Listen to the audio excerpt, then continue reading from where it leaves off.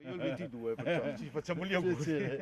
Una stretta di mano ed un sorriso nel luogo più adatto ad ospitare tali gesti, vale a dire nell'angolo del Fair Play, ufficialmente istituito con tanto di apposita targa dal comune di Ponzano Veneto, tanto che questo parco può essere ribattezzato a tutti gli effetti come Parco della Gentilezza.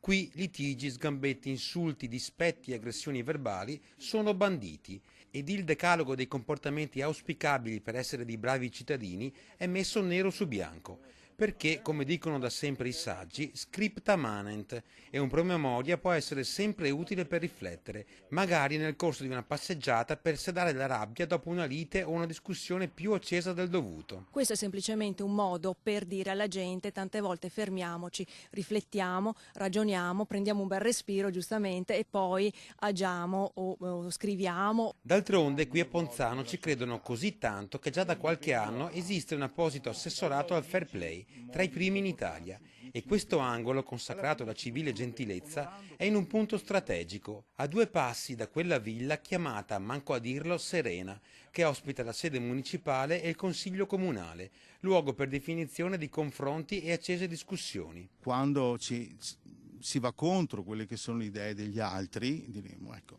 l'interessante è esporle in maniera tranquilla e senza arrivare a offese. Nell'era dell'insulto facile e dei pugni sferrati a colpi di tastiera sui social, non è poi così fuori luogo ripetere quel che sembra ovvio. Rispettare tutti, anche se hanno idee diverse dalle mie, recita il punto 2 del decalogo. Perché il fair play, concetto che nasce dal mondo dello sport, deve essere applicato anche nel quotidiano.